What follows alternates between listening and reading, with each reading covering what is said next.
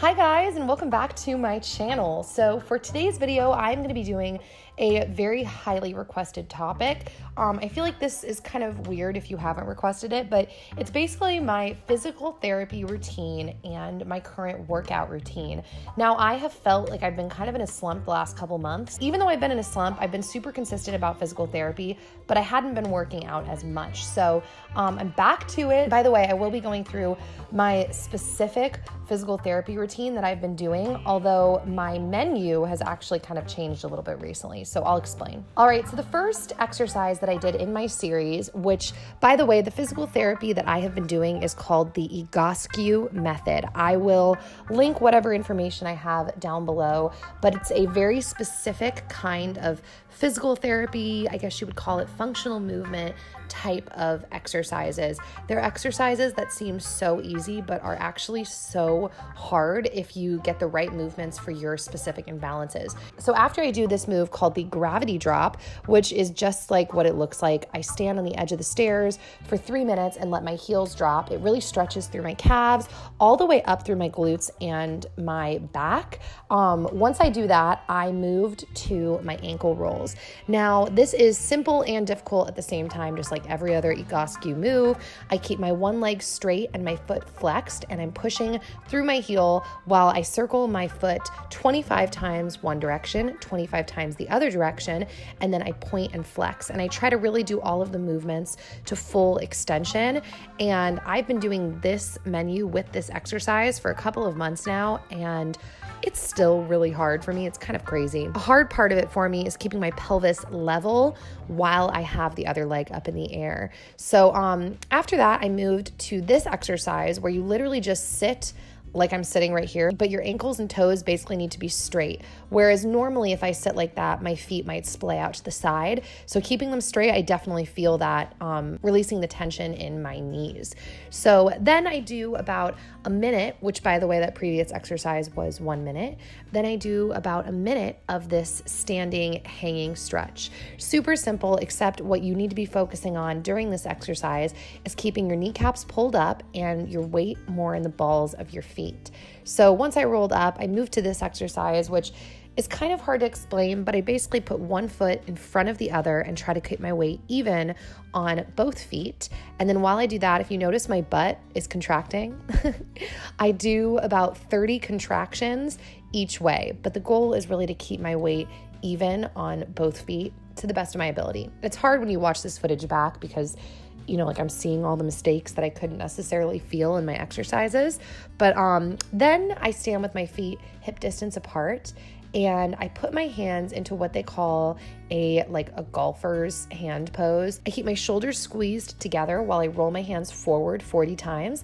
And then I flip the grip up and I circle my arms back 40 times. The whole time I'm supposed to be keeping my shoulders squeezed together and my posture upright.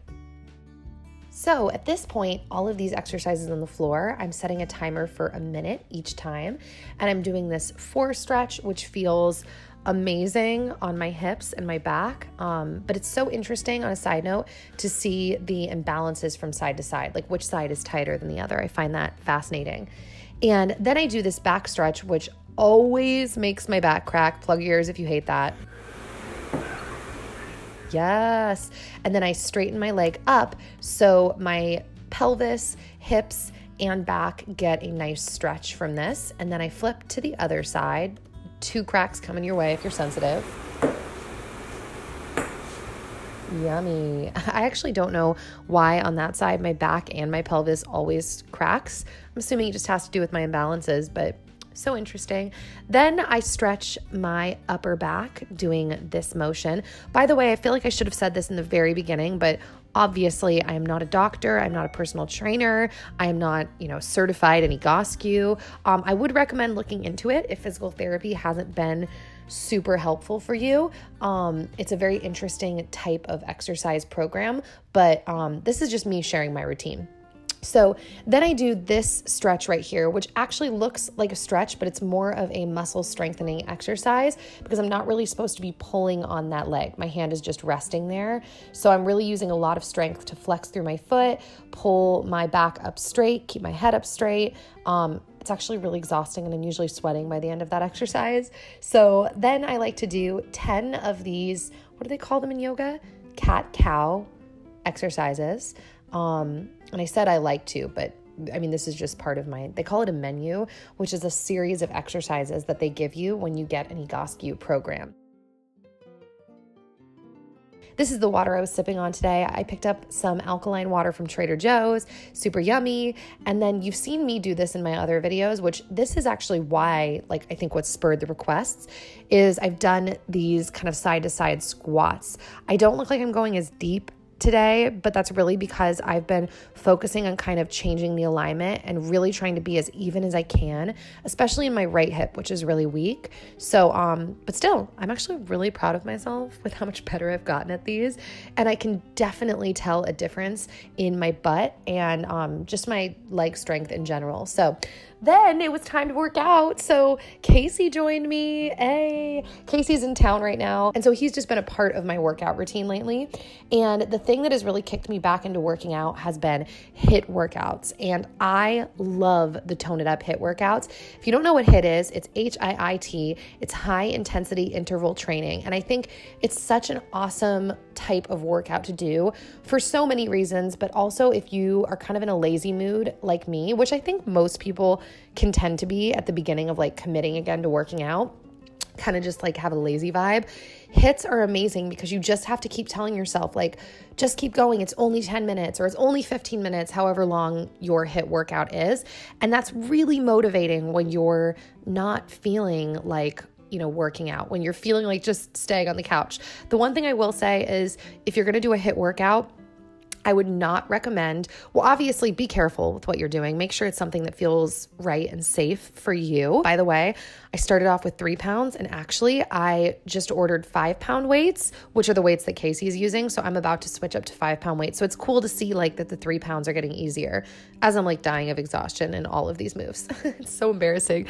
But anyways, what I was going to say is when you do a HIIT workout, when you're done, make sure to not just like crawl into bed or climb on the couch. Try to get in a little more physical activity after that to let your heart rate like come down, you know, like slowly, not to just like all of a sudden go from like dripping sweat, tons of high intensity movement to like sitting. So whether that's cleaning your house, doing your laundry, going on a walk, doing another form of exercise after this, doing some yoga, just something that doesn't involve you just like falling onto your couch or sitting back down on your desk if it's avoidable. I think that's the best thing to do, especially because if you're early on, like I am, getting back into this, your heart rate will be really elevated. So one thing that you can do, like I mentioned, is take a walk, which side note, guys, all of this footage was supposed to be filmed in 60 frames to be slowed down. So I feel like I'm making like crazy movements, but it's because I thought it was all going to be slowed down and not look so like spastic.